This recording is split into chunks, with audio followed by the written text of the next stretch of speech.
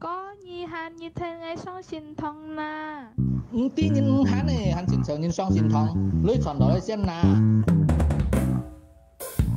中用鐵之愛，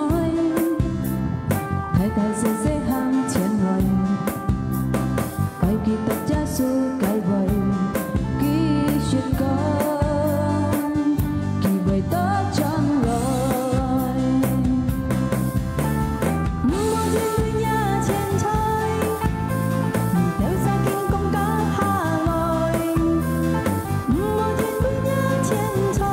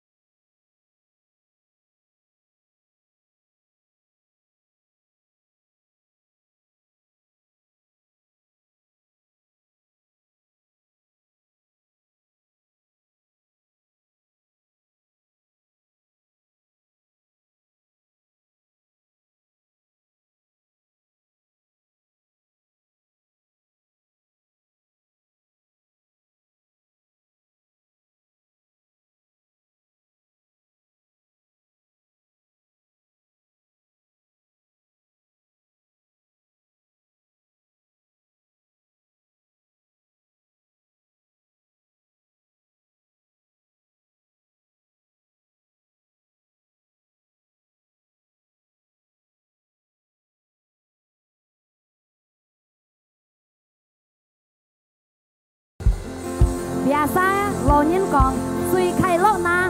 nhân cổ nhân yêu tật phùng bảo hay á tan hay ngay còn giả số thang hiông thì chỉ mới thang suy khai lỗ cái nhân ta giúp ta hốt mua cái sim tôi chủ gia số song tê amen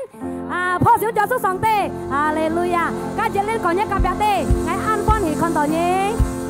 ฮาเลลูยาเลย형ที่จีไม้ชิก้าสิวแค่หีลอยชิก้า来祷告งั้นชิ้นไอ้ไก่เทียนฟูใช้ยาสุกิตุเมียงกำเชียนเนี่ยไก่เอ็นเตียนกำเชียนเนี่ยไก่ไอ้อันไทยปุ่งไงต่อซา所以見下照ไงต่อ형ที่จีไม้又嚟到哩係主ไก่เอ็นเตียนปุ่งไงต่อซา所以ไงต่อซาไอ้จุนพีหอไก่ซิม嚟讚美上帝嚟將超主耶穌ไก่氣嚟感恩佢ไงต่อไอ้小嚟敬拜上帝กำเชียน嘢主你講ไงต่อซา通齊你冇變係ไงต่อซา每日傾大ไงต่อซา行一特先ไก่路กำเชียน嘢主耶穌上帝見下照นะไงต่อซา嚟感恩ไงต่อ嚟讚美而家切嚟講อาเมนพ่อ小主耶穌上帝哈利路亞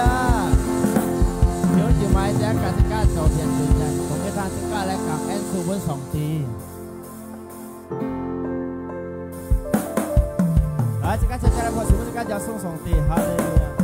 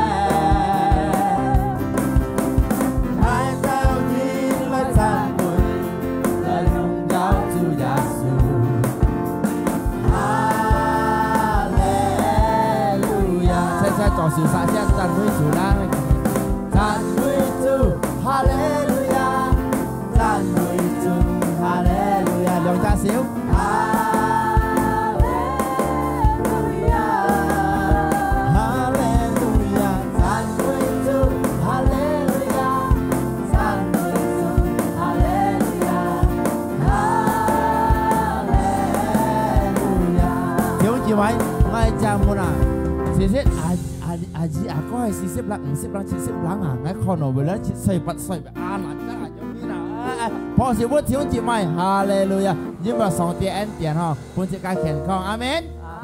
ใจกล้าชี้เหรอโอเคเลยจบที่จะจันมุยจูฮาเลอันนี้ขอเราอยู่ขอเราอ่ะจันมุยนี่ขอเราบาลานจ้าเลยฮาเลลูยาใจกล้าจีเชทำถูกเลยจันมุยจูอันนั้นจ้าจันมุย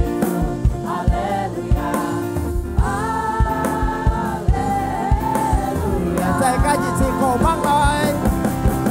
จันมุยจูฮาเลลูยาจันมุยจูฮาเลลูยาฮาเลลูยาฮาเลลูยาจันมุยจูฮาเลลูยาจันมุยจูฮาเลลูยาฮาเลลูยาฮาเลลูยา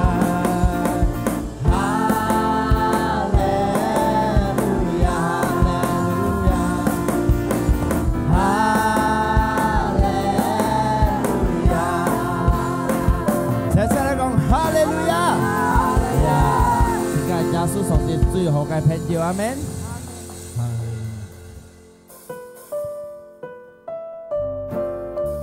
來，請服侍本上帝。ngày dù chít ra cái phép yêu anh tròn xin thì đã xin bóng hết ai tan xa trời đi hè ngày chỉ to dù phú nan hè ngày chỉ to tan xa đi vì núi phú ca ngày so phá chiều lời con tu ngày dù chít ra cái phép yêu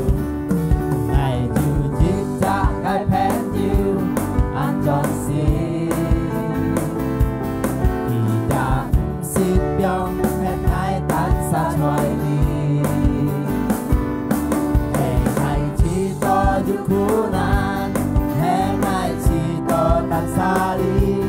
vì mỗi phút ca ngày gió phá chiều lời con phù mày sáng ya ya hey ya su ya ya hey ya su ya su cái miang chi con vui ngã cái sim li ya ya hey ya su ya ya hey ya su ya su cái miang chi con vui ngã cái sim li này dù chít ra cái phép yêu anh tròn xin thì đã xin bóng hết ai tan xa trời đi hè ngày chỉ to dù khổ nạn hè ngày chỉ to tan xa đi vì mỗi phút ca ngày gió phá chiều lời con phù ya ya hey ya su ya ya hey ya su ya su cái miang đi on vui na cái sim li ya ya hey ya su ya ya hey ya su ya su cái miang đi ya su cái miang đi on vui na cái sim li sẽ cho nó phò xíu ya ya hey ya su amen ya ya hey ya su ya su cái miang đi on vui na cái sim li ya ya hey ya su ya ya hey ya su ya su cái miang đi on vui na cái sim li ya ya hey ya su ya ya hey ya su ya su cái miang đi on vui na cái sim li ya ya hey ya su ya ya hey ya su ya su cái miang đi on vui na cái sim li ya su cái miang đi on vui na cái sim li ya su cái miang đi on vui na cái sim li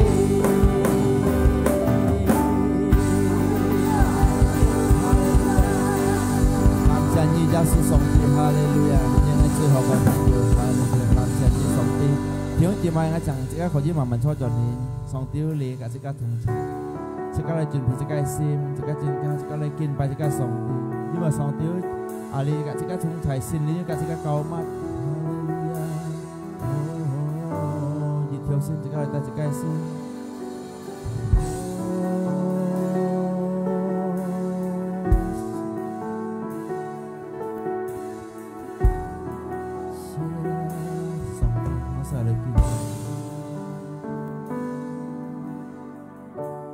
Song ti ngài lối li lối teo li ngài kín bay ni ngài teo song xin ni ngài teo song xin ni song ti yêu chơi ni song ti yêu chơi li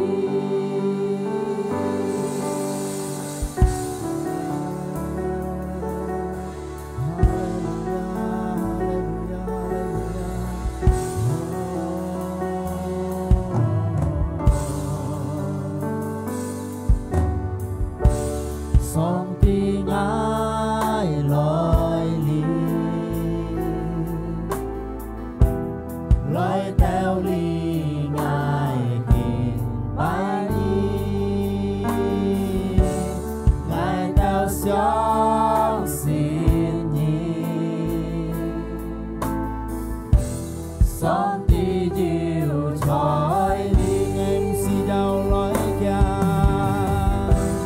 em si đau lối kia thì vui yêu sống thì em si đau cứu đi sống đi trói ngã xin đi em si đau tám sim nhị on vui ngã sim ngày đi si tu nan đi kiến tay ngày giặt vui hallelujah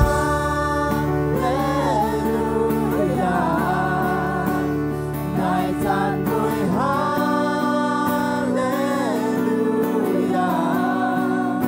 Giêsu ngã sống đi như điều an kính nhau thôi ngã xem trong đi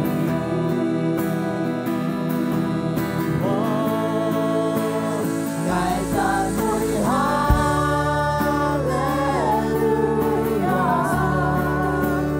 ngài giàn vui hallelujah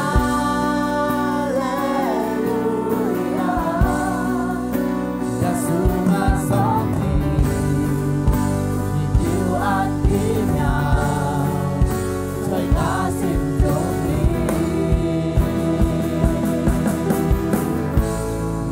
ngã sống đi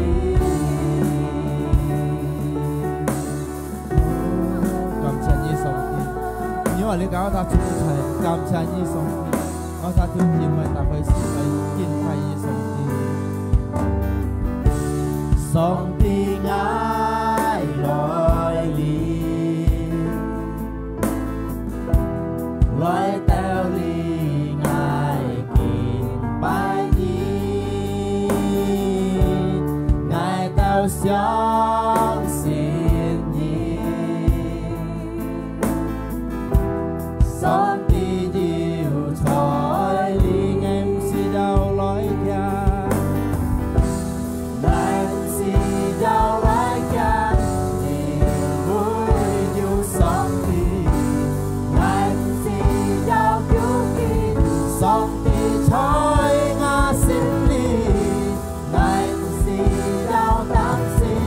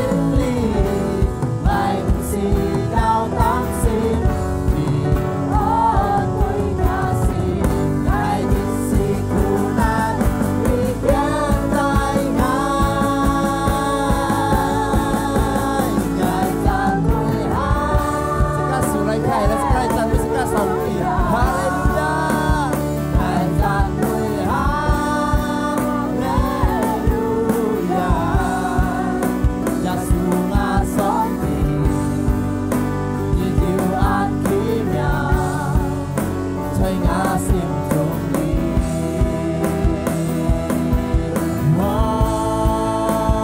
ngài tràn vui hallelujah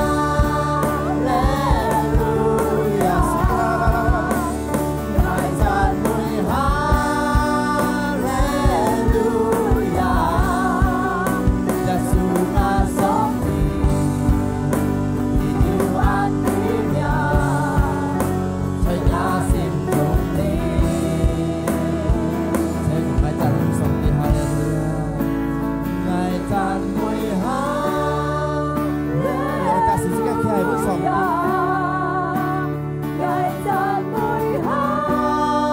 cho Chúa và tha Chúa chỉ mày cho xin lại tràn vui cảm謝你sống hallelujah hallelujah yêu an quý nhà trời ngã sim trong đi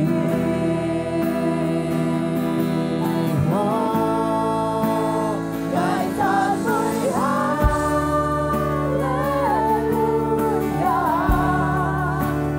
ngài tràn vui hallelujah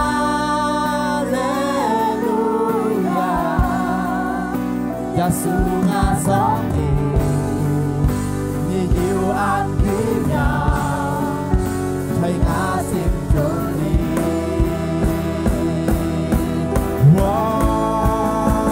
ngài tràn vui hallelujah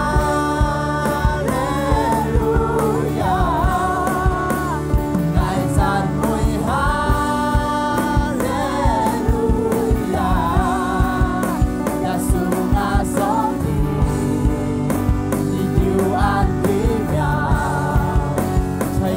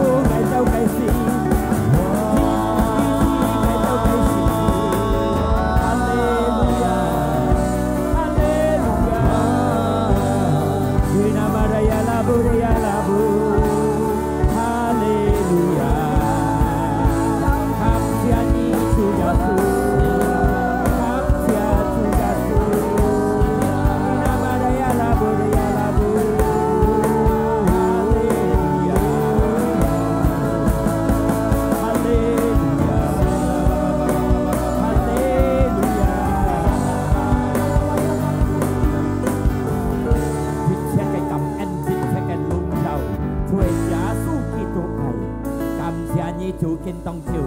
ngày tao luôn chủ nhà cái phỉ chiều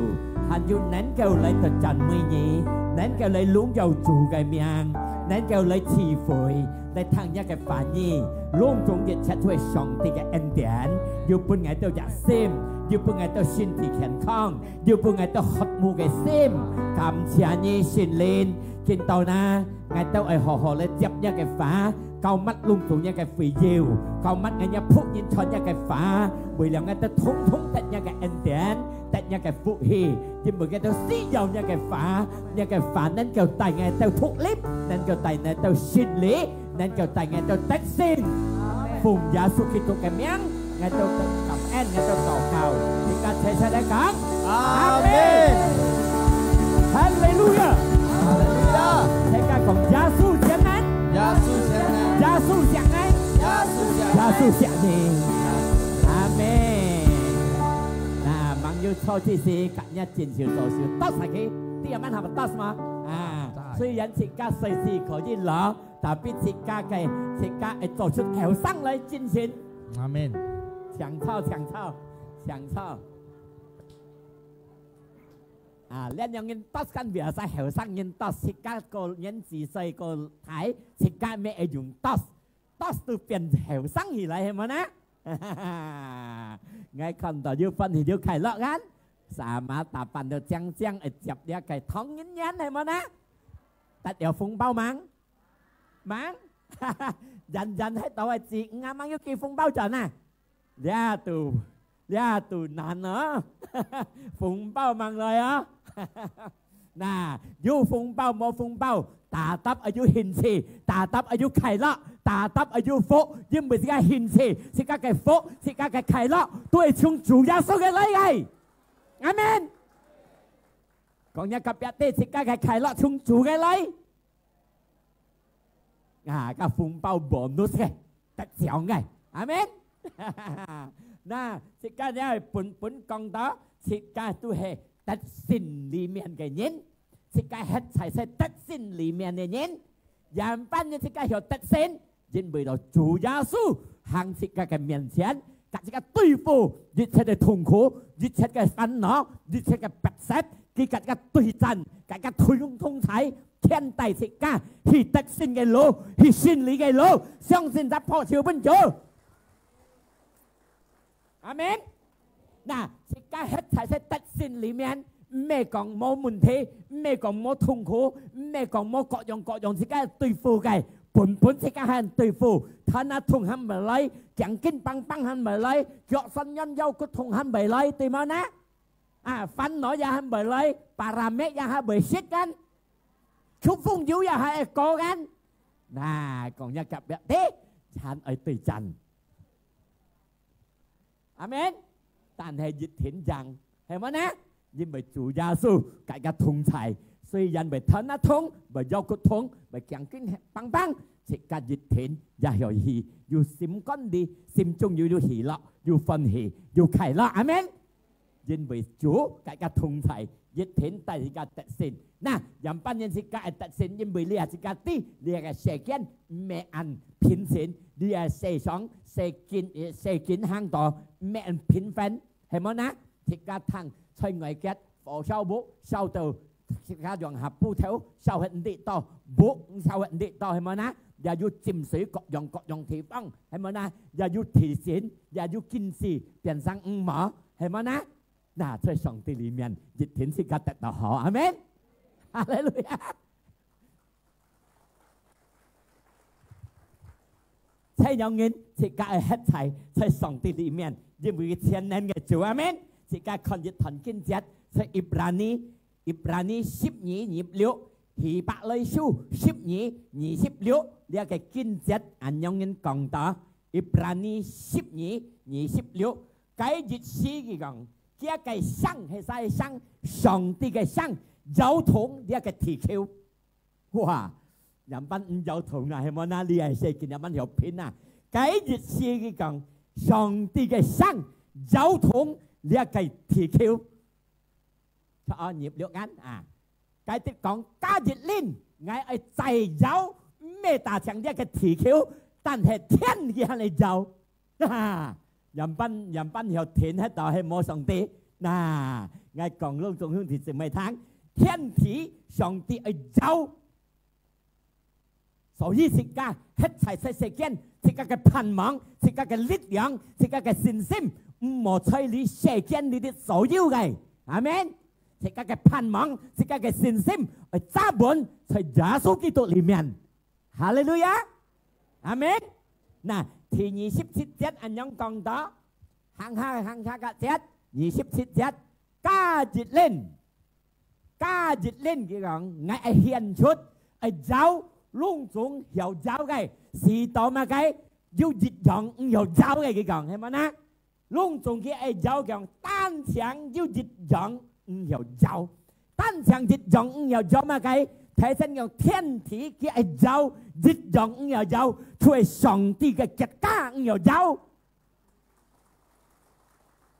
xe kiến giao thông, kinh tế giao thông, thiện thông mà lấy giao thông, chỉ cả cái bình an mà lấy giao thông,但係只cả hết thảy,所以上帝嘅恩典，所以上帝嘅結果，只cả cái信心變成強，變成唔係交通，阿門。家節產接下去，你看，人口佢講，因為到結果接了啫，唔係交通嘅結果。luôn tụng nhân相信耶穌基督，即係hết thảy，除了唔係有同嘅結果，除係除耶穌基督嘅結，即係唔係有同，所以一個信心扎滿，絕對冇就賺。阿門。因為即係接了耶穌上帝，即係要除唔係有同呢啲，社經可以有同，經濟可以有同，馬計可以有同。但係即係嘅信心，人們做耶穌唔係有同，因為即係要去做耶穌呢片，阿門，哈利路亞。嗱，所以佢講嚟即係嚟感恩對主，係咪呢？感恩嚟賜福就上帝合意嘅方式，嚟讚美主、敬拜主，就上帝嘅方式，佢合意嘅方式。要日遵從嘅，要日驚嘅心罪嘅，驚你啲咩講驚鬼，驚嘅意思係要祝福嘅。嗱，阿門。嗱，所以第一堂講我嘛計啦，人班人自家有喺度吹講特性裏面啦，第一就係思想自家嘅口要感恩，阿門。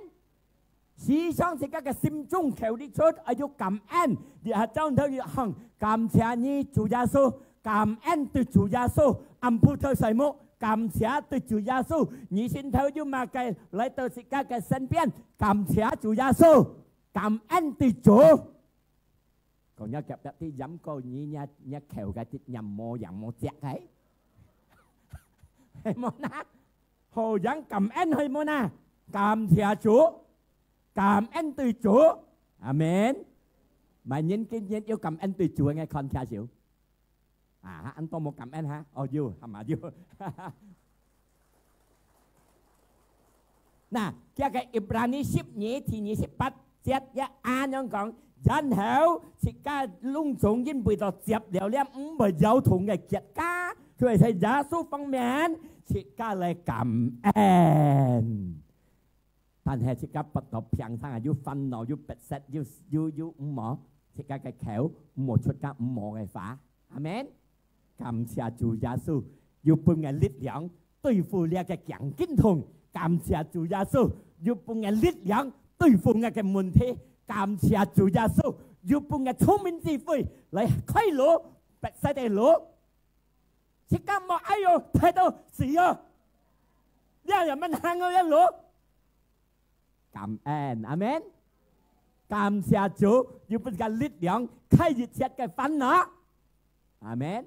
Cảm謝Chúa, yêu bên cái thông minh trí慧, sự bảo phận yang đi xích dọc với ông bày thùng. Ngài hy vọng ông mỏ chuyện tao dọc. Amen. Hallelujah. Cảm ơn. Kỳ đất.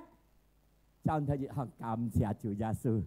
Ngài hán thay. Sẽ kiến đi tiết ngập bị khung theo hẳn yêu hì, nhưng vì chủ gia sư ở ngày lấy cho ra cái chân chất chủ gia sư cái phá. Amen. Chỉ ca hẳn yêu sẽ kiến đi hẳn là chủ gia sư hẳn là dùng chỉ ca chân chất chủ gia sư cái phúc音 bên nhìn thang. Amen. hay cái mấy dùng cái tay chân hề所以是cái to chân chủ Giêsu amen hay mỗi chân anh tin như rằng chủ Giêsu anh em nhiều chân mà lấy tay cái chân hơi dáng là mà nhân sĩ đó mấy chân chủ Giêsu cái hậu gì cũng nhén mình xin chào nó hệ giá trị mà anh sẽ cái đi hết to chân chủ Giêsu cái phá to còn chủ Giêsu cái phân nhân thangยิดเห็นจูยาสูปุญญชองเมียงปุญญแขนข้างก็งาอันนะอันคินีชอนงาแกหอบจีปุญญทางว่าเดี๋ยวจุฟุกแขนข้างปุญญลิดเหลียงกี่กังแกแขวอันใบกังนี่คนที่จะเพนเยอะกี่ต้องแขนข้างกี่จอนมุนชอนยุ่งยินไรไม่ต้องยุ่งชอนจูยาสูยุ่งยินไรคนแกชูยุ่งชอนจูยาสู所以佢要用去賺錢你看你兩隻手就ยุ่งยินไรไม่ให้ไม่ตัดจูยาสู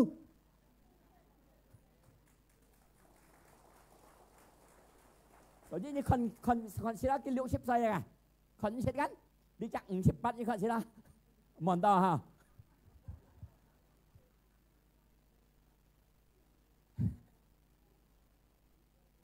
cảm ơn từ Chúa, amen. Dịch Thessalonica, còn các thần phục diêm dịch Thessalonica 18 節，但係是個感恩，因為要上帝嘅合意。dịch Thessalonica 冇人出嚟啱背嗬，要啊，啱記了本期話係冇人嗬，要哈seharusnya cái sạch dòng poin đi sạch dòng những cái kinh chết hay hiểu những cái điều khác ha, dịch sạch yêu dòng poin yêu dòng kinh chết những ha, ai phán họ liền, nè, thì dịch sẽ cái cảm ơn từ Chúa Giêsu, ta mới nói dịch thêm sạch như cái cảm ơn từ luôn dùng dịch chết, sim chung bình an ya họ, sim chung khai lộc ya họ, phán nộ ya họ, chỉ còn luôn dùng dịch chết, chỉ cái cảm ơn, amen. Cái ayat mungkin kan ayat juga kayak kita kiang ya dia tuh dia kalau cảm ơn kan ayat juga kayak yang sini lo kiang ha jadi kita hati ha nah jadi kita cảm ơn từ luôn dùng dịch chết因为到这加上帝合意在耶稣基督里面表示上帝合意當這個日感恩是個嘅求感恩感謝對主上帝合意佢歡喜Amen. Hallelujah. Còn những cặp tí sẽ nhận những màn tô còn chỉ phơi cảm ơn song ti hợp gì còn chỉ phơi song ti hợp gì Amen. Hallelujah.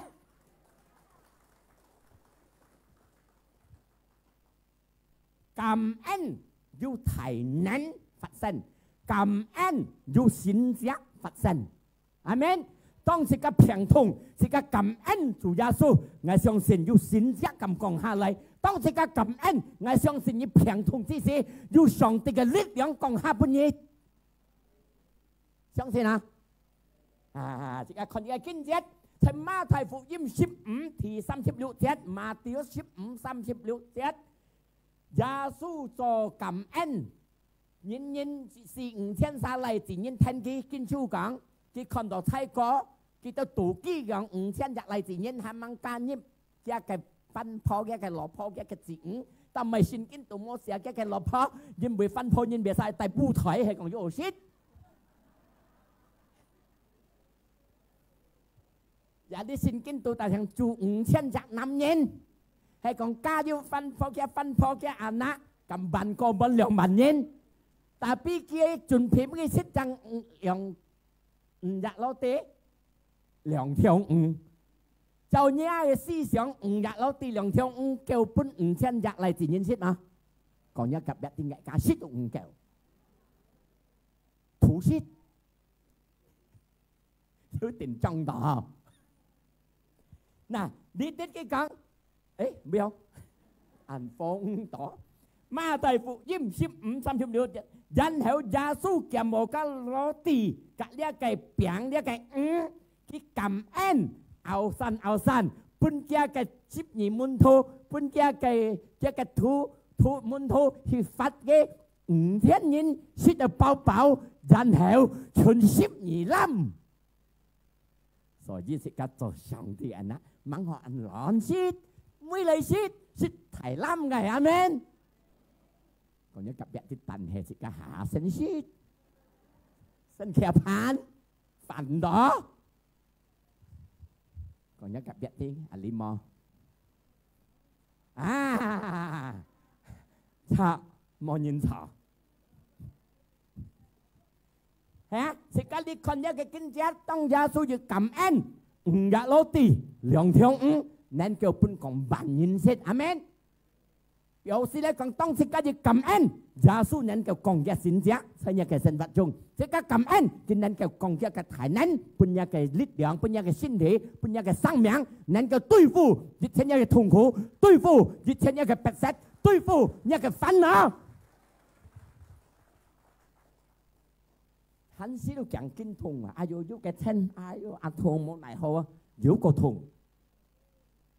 感謝主。要半日力量對付你講經痛，阿們，痛都冇只有痛一個，阿妹啲嘅真字，阿你企人出嘅真字，講經痛，因為當唔係很壞，但係嘅感恩要半日力量對付，阿們，哈利路亞，很有啲嘅真字，保羅感恩，你看係基沙拉蘇。所以27、33節，使徒行傳27、33節，佢講當計熱當朝，一個保羅就隆重人識佢講本嘅識，因為到咪14日佢都去到嘅泡沫識，因為提發風前出嘅海雞碰嚟碰去，但係一個保羅講冇識到冇力嗰個意思嚟講，我要識。一個神佢一定係豐容嘅講，阿三葉冇理佢啲神，一個頭南冇一條都冇跌，一條都唔係冇見hết，一個保羅講。然後一個保羅喺27其實拉書27 35節咁講，然後佢講了傳了乜嘢都聽，佢叫我呢一個餅攞啲，佢感恩對上帝，然後隆重人要食一個餅，食一個攞啲，食到飽飽。隆重變成強嘅力量，阿們。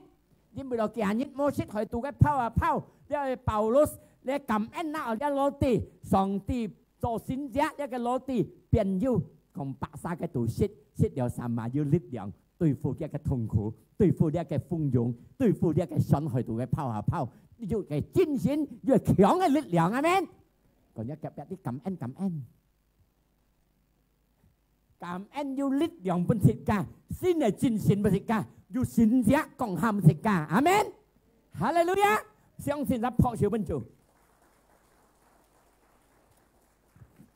nè thịt cả hết thảy xây tết xin里面thịt cả sẽ sử dụng cảm ơn trong hiệu tết xin mỗi xin như trăm chân thịt cả nhiều tết xin đi xa amen nè chẳng hiểu thì nhị thần này講nhằm ban nhân thịt cả hiệu xây hết xây tết xin里面thì nhị thần你看Ibrani 12:28節嘅bé，Ibrani 12:28嘅bé，見有人講到，嚟賜福就上帝嘅合字講，嚟要尊重上帝，要敬重上帝。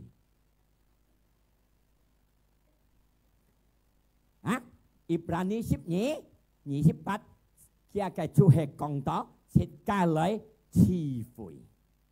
賜福我要敬重上帝嘅賜福，人班人敬重上帝，人班要尊重上帝賜福，一個義工，一個牧主，漸漸行，漸漸嚟賜福。當然唱歌讚美，一個思想莫在匹行，你漸漸撲笑，要力量嚟撲笑，一條唱出漸漸，要敬重上帝。你係聽道理，你係聽上帝嘅話，唔望嗌你講，你一個講，唔望嗌你講，你就接下邊，咁冇敬重上帝。Amen. Còn nhớ cặp biệt là lý xin mó. Thầy xin chỉ cần còn. Nè, dinh bởi tỏ cái bé thì các cảm ơn thì các ở lại chỉ phối gắng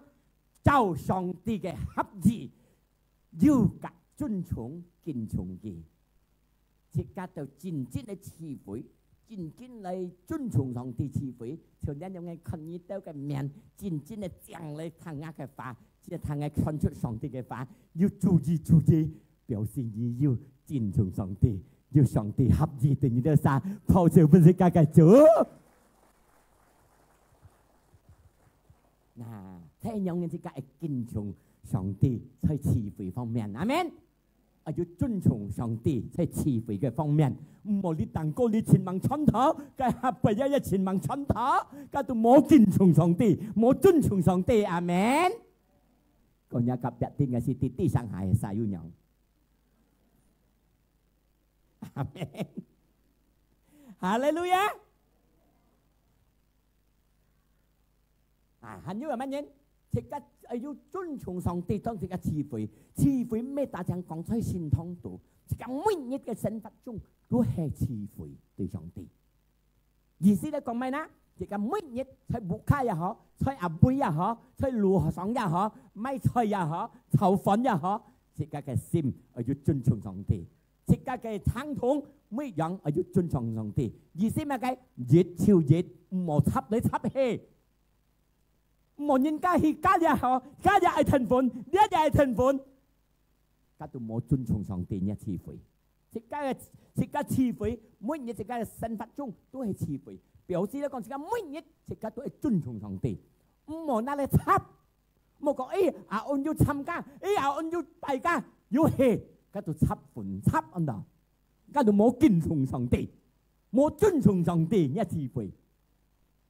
睇身慈悲講在善堂，你係講慈悲在自家嘅生活中，熱對熱講一夾一啲，咁就係慈悲，真正嘅慈悲เป็น上帝，阿門。我希望聽識我嘅意思，分明就係講哈利路亞。哇！我這次要頭講陀衰啲客家嚟三萬要人戰線，三萬要人閹耳聽到。我講下出三馬條接，阿門。講一夾一啲冇分輯嘅話，哈利路亞。你是看呢一個，你拜六你拜，即係你敬重上帝，出去就冇尊重上帝，家都用嘅詞彙都唔強啊。你看呢約書24，你是看約書24。15節樣講到，解釋下啲約書帶呢個以色列人嘅係帶單對嘅做頭，呢個以色列人橫行，點拜咧，點拜廟上呢啲計嘅做嘅，冇敬重上帝。呢約書講啲幾位嘅講，嗱，見下嘅講呢講啲拜馬計做呢個自公提春海，答咗呢講，但係見下我講嘅全家母就係拜咗。จะไม่ติดอ่ะเนี่ยฟันเอานี่สิเสียนมากันนี่เต้าเนี่ยนี่บังทางตันให้ไงกังอาเทียนกาโบไปโจที่กาเชื่ออายุยองเงินไงกินส่งทองตีจุนส่งทองตีนี่เต้ามาไกตัวหอไงไม่เต้ไงแต่งอาเทียนกาไปโจอาเมนยิ่งไม่ได้เสียนเจ็ด嘅方面即刻善即刻托，我係講中直接咪談，係你沙拉善沙拉咁劇田，係你剪魔剪沙拉，你賺一嘅生存品嘢，係你善對象善老公，或者善老婆，善當五對，你後悔嘅身人，你善嘅救主，你善錯。你拜主拜錯，流淚一生人。所以一個約書講，你都拜埋我唔係啲，我更加全家拜主，錯天錯地嘅主，切家就係，你都嘛更加唔係啲，我拜主。阿門。哈利路亞。講一夾一啲，哇！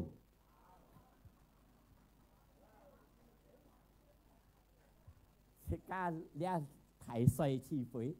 冇輸嘅年輕嘅嚇，唔係輸嘅可能三萬要讓人要按精神，按要笑容，按要注意。但係即家慈悲格上帝呢？你去看啲下，一啲冇掉4題8節，題9節，及題10節，一啲冇啲4題8啊，計我出到。ยิตติโมติชูที่4章ที่8節อันยัง講到運動身體要用處運動身體運動嘅用處要嘅限制表示咩講唔是有運動啊còn nhắc gặp tí vận動是需要啊係咪呢即係韓國即係隨時30-40人開始上講一夾啲私有運動一是按多冇運動咁講啊私有運動運動商人要限制特別私有運動咩講唔私有係咪ไงจะจัดนี้ไป運動唔練นี่เต้าเล่นตั้งสาแอนหมอแอนชุดไหน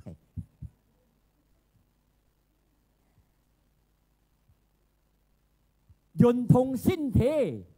嘅用處要限制，但係讚美主、拜主、賜福用處隆重熱切，阿們？隆重熱切即係讚美主嘅賜福嘅用處隆重熱切，即係嘅生命中，即係嘅生活中。要用處，但係呢，因為到要上帝창出世界這個慈悲嘅啲方面，上帝要引起本世界，阿們，창出乜計？講一個別啲聖經道理寫嚟，所以讀聖經要讀通透，上帝창出10分到本世界人類慈悲對佢啥，相信佢啥。所以叫慈悲用處隆重熱切，運動一個身體一個用處要限制。啊，邊個重要？兩樣重要。你安強前悔，身體健康嘅見到世代，因為冇用，係冇呢？所以佢講慈悲用處隆重熱切，運動一個用處要限制。表示係私有運動啊，係講懶私運動啥？哦，要限制唔是運動嘅懶私，家下日要行，家下添油嚟，家下加嚟呢嚟，講一夾一啲運動檔，阿們？你看嘅嘅一啲冇第4條節，一啲冇第4條節，呢個法千萬對。睇新講嘅人，睇新講咪？運動要限制，慈悲用處熱切。接下佢講呢一個法千萬對，千萬錯，應該去接起來，接起來應該是該做了法去做，阿們？咩大場接到你都做你病，接了呢一個法去做，做出呢一個法接到去做。呢一個法變成生起來，阿們，哈利路亞，冇一個別分面嗎？熱天係分面，哈利路亞，呢一個法千萬對千萬要做，應該是個接起來講，哈利路亞，有時稍早可以運動咧，但係點做咩บุคคล嘅行嘅，增強健康。健康世界要精神慈悲，就要做福本人德，阿們，哈利路亞。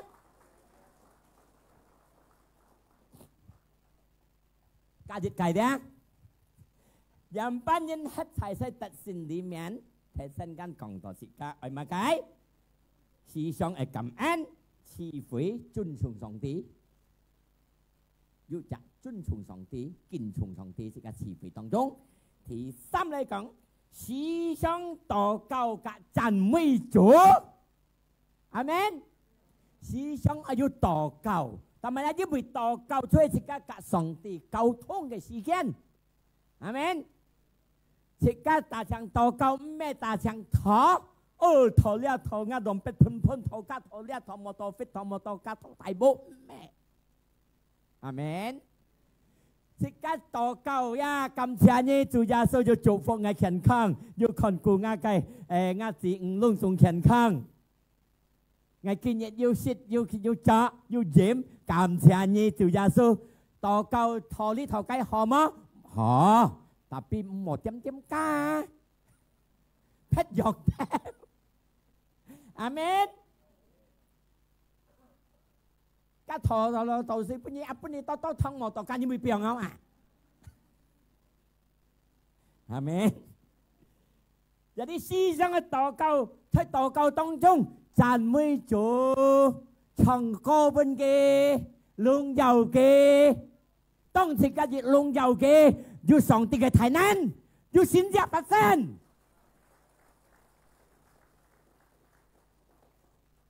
งั้น相信ลงจงช่วงที่สิมาอยู่กินยำขอเน้นสังกัดฐานะทงเปียกๆก่อนเพชรจะแกงกินทงเพชรจะโยกุซ้ำย้อนดีๆไกลๆสิกาจิชงก็จะจันไม่กี่ก้าหมอเห็นกันนะกันสิละสิกันสิมาสิกันberarti sekarang Chan Mui Chỗ luôn giàu chỗ, dù xin ra công ham với cả, dù sống thì cái thái nan gì thì cả, amen. Mẹ ta thành cái chỉ đạo xin kinh tu hành dù chủ xuất lại, amen. Thì cái này còn á, nhưng bởi tỏ cao, nhị nhịn tỏ cao, hay chín để cho xem tỏ cao, dù ship phân thái cái này lên, amen. Thì cái nhị nhịn chín là Chan Mui Chỗ, chín là luôn giàu chỗ, sống thì còn ra cái xin giá, amen. Như còn ra cái si thu hăng chọn kỳ sa ra số, ship liệu nhị ship chết. Tông cái gì xí là cái Paulus cả là ông đồ Silas chọn phục diêm bên nhìn, bên cái ban nhìn cam nhìn chọn đó tụ sùng lọ cái âm chân tụ cái khu cái kim. Cái âm chân tụ cái kim mẹ còn ta sang chân tụ cái sàn tay cái xin kinh講咗傻臉拖落5隻手，但係呢個xin經講太約是在生笨giả呢個保羅及呢個士拉禱告及唱歌讚美主，nhìn âm chân tụ cái khùng hà xây âm chân này để yêu thằng tụ cái唱歌及讚美主，接hai cái dịch chết 26節。但係發生乜嘅提前，結婚提嘅提前呢講，是到乜嘅？弄中啲暗間度嘅叉，嘅嘅門鉤，弄中嘅乜嘅鎖匙，弄中交通鎖匙一幾夾嘅律鐵，鎖匙律鐵，門日咪打開嚟，弄中拖機嘅鎖鏈拆機嘅叫小腳拖人，弄中脫鐵。ทำไมไปทัดลงยาวจูจันไม่จูแล้วก็โซเลียนทอเกอัมเจนทอชักเกยาโคยี่กองสิก้ากับมุนทีทอสิก้ากับฟันหนอชักสิก้ากับจิ้นชินสิก้ากับพินอันลุงจงเป็นอัมเจนตัวนี้จะชันดอกเขายี่ยองกองนี่จันไม่จูนี่กินไปจูนี่ต่อเก่าlong trùng cái cảnh như thật hết long trùng chỉ gì nhé你看 long trùng muốn打開嚟停出但係呢個保羅和西拉冇出ทำไมนะ要上帝嘅旨意呢個暗間頭全家ทาง幾兩沙傳出嘅福音全家得救佢當得慈實ใช่ไหม意思係講佢冇撞可佢驚嘅頭實嘅但係啲保羅講冇實冇傷害你㗎，我愛人班做那叫冇傷害呢，相信耶穌，你全家得救嘅講，阿門。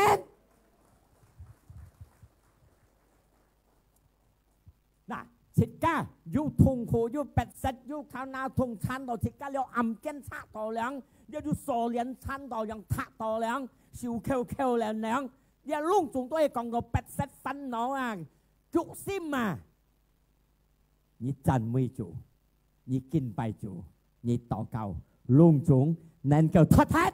但係上帝脱脫是由你去傳福音，阿門，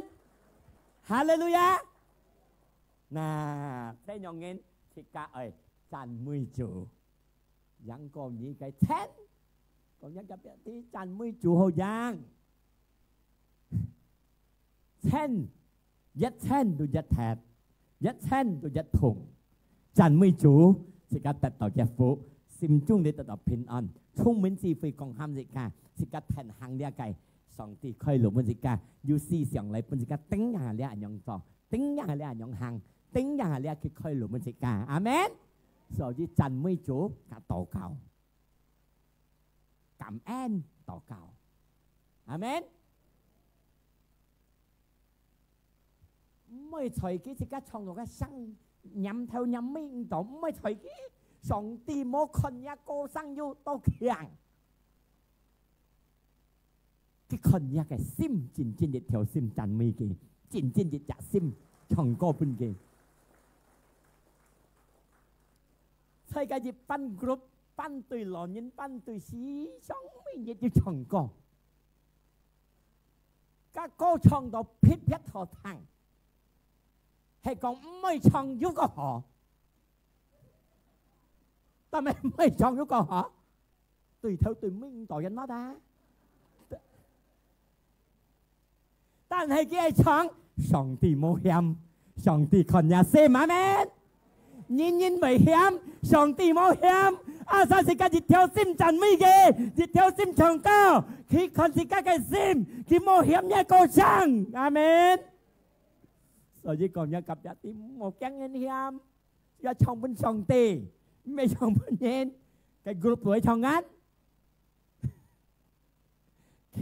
căn sang là chứ nhân còn nhà cô sang được hộ thằng tapi nhịp mấy chồng cô giúp có hộ thằng rồi chồng anh đi nhong nhân thằng ông một còn một chồng à chồng tì còn nhà xem chàn mũi kì chồng cô bên kì luôn giàu kì nhà cái phiền thùngเปลี่ยนหัดโมหัดเปลี่ยนหอดไม่ไงกลับมาเม้นสินยาปัดแสนฮาเลลูยาเสียงสินใจกองฮาเลลูยาช่างเก่าเก่งเก่ากุศลไหนใช้การเคียงให้พอเชื่อพระจุยาสู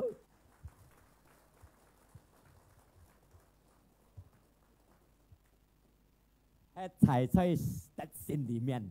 ยังลิซ่าใช้การที่ยึดสีสังอายุกำแอนยึดจังเขายังอาเมนยันเหตุสิกาชีฝืนใช้สินทองชีฝืนยาหอใช้สิกายิดชีช่องไม่ยิดได้ชีฝืนยาหอสิกาเซนบัดชงลุงจงอายุจุนชุงสองตีอายุจุนชุงสองตีกันซิมอาเมนสิกาชีช่องต่อเก่ากับคำเอ็นติจูอาเมนฮาเลลูยาสิกาเลยไปจู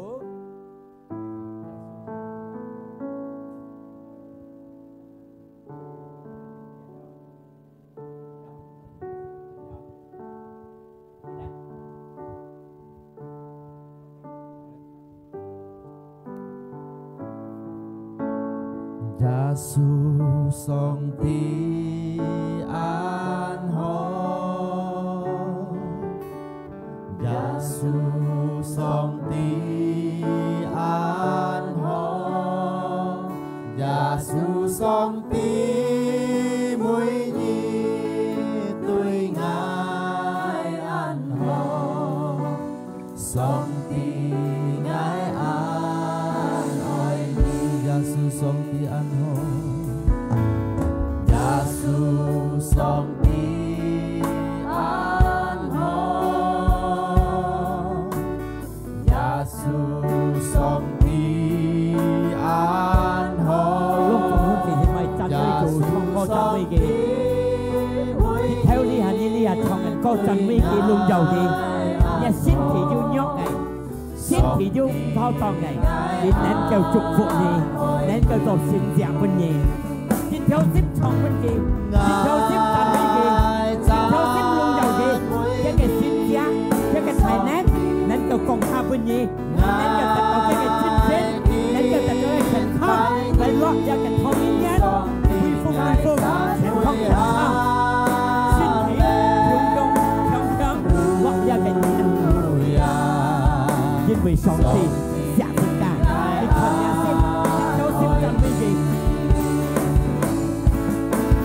Ngài chan muối đi song ti Ngài kính phải đi song ti Ngài chan muối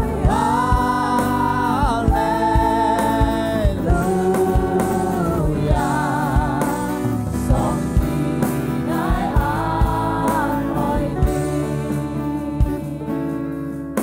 用ที่ที่ไม่หมดที่กาcái kinhต้องchịu cái thọที่กาthằng dạoที่กาhết thảy sẽ chặt xin đi miềnที่กาcái khéo xí xong như cầm ăn tùy chủ và nếu như mà cái phát sinh được họ thì cái sinh phát chủ thì cái khéo xí xong như cầm ăn dân hiểu thì cái chi phí sẽ xin thông nhà họ thế thì cái muốn bay buộc tha giờ sinh phát chủ luôn chủ thì cái tôi hay chi phí thì cái tôi hay luôn giàu chủ tôi hay tuân thủ gì tôi tuân thủ cái sim tôi kinh trùng xong thì cái sim cái tôi thì cái chi phí nè xong thì hấp dẫn những cái chi phí dân hiểu thì cái xí xongต่อกับdân hiểu thì cái giải xí xong như賺mấy cái唱歌頌主耶穌，唔係隨時間嘅歌聲何騰何騰，上帝冇騰呀家家，佢冇看間，佢看呀嘅心。暫時你係要讚美佢，你唱歌，你龍遊佢，你要平嘅，佢能叫恢復，因為要太難，要善日發生，見當一日渴慕嘅心，一日愛心，你禱告不攏做空是是咪？每年只有要平痛，每年只有你身體要弱，每年只有你要身體唔妥當。一個真小客行嚟，一個做小病嘅心關係，上帝耶穌基督看一個真小客行，看一個做小病嘅心關，表示一個身體有問題。我啲推動你哋，我禱告，在耶穌基督嘅名，乜嘅問題都好，在耶穌基督嘅名佢開路俾你，乜嘅病痛都好，腳身人痛，腳筋痛，他那昏昏，頭暈腦胖，透過耶穌嘅變裝。透過一個保險支持你，身體降下俾你，你恢復一個身體，你身體得到好，你身體得到恢復，得到一個身體，在耶穌基督嘅名，一個變裝支持你，相信晒講阿門。阿門。感謝你做嘅相信，攏做一個回應，得到一個身體，得到一個恩典，透過一個智慧，我到身體健康。嚟落呢一個唐人人，我都要就精神，要快樂，要健康，要喜樂，因為耶穌祝福了我都人，在耶穌基督嘅名，我都感恩，我都禱告，時間齊齊講阿門，阿門，哈利路亞，哈利路亞，兄弟姊妹們享受着，嗱，可能要兄弟姊妹將體質拎嚟嘅，你都唔係騙人，錢下隆重。ช่วยใช้สองตีลิเมียนด้วยช่วงที่จีไม่ชินเสร็จแผ่นเดียวอาเมนน่าซีช่องเลยชีฟีไกสองตีจะยุดจุกฟุกเสร็จกันน่าหาจะไปเลี้ยวของยากับแบบที่อะไรอ่ะหมดยัดชุ่มยันยัดหมดเลยกับตุ้งเสียงอ่ะเห็นไหมนะก็ช่องงไงแก่ซาชีฟีก็อันโมเท่าแต่เนี่ยต้นยินชีฟีก็เลยยุดเท่าอาเมนอาเมนก็เหลียวยันโชสีสิกันยุดชีฟีบ้าหมดก็ยันโชสีเหลียวยันเหลียวตุ้งกีตัดบ้าอาเมนmột bài nhân bài đứng kita chi phải đáp chi phải amen bao nhiêu bên chờ thì các lại thằng bao cò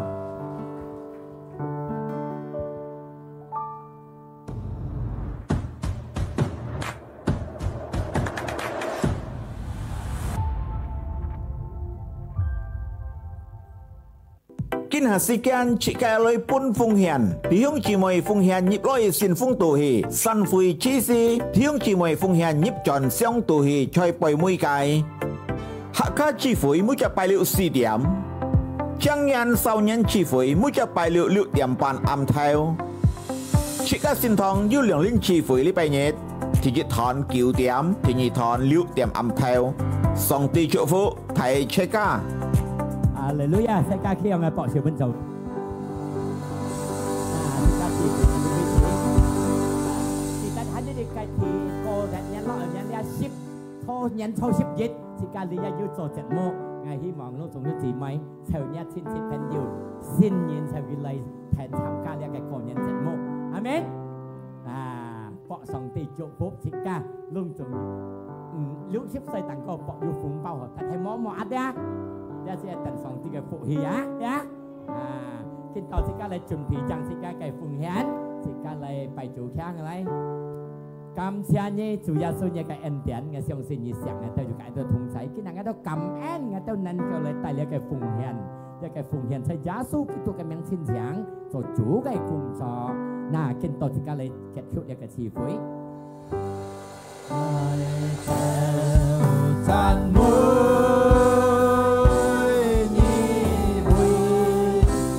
cái sông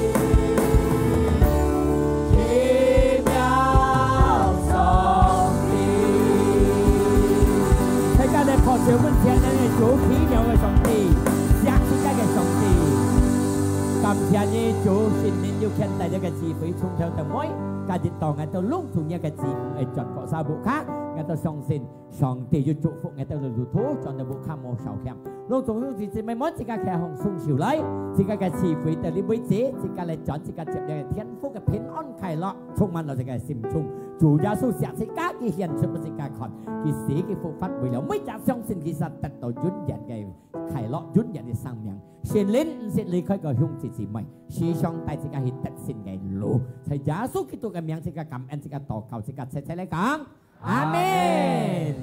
主家受祝福大家。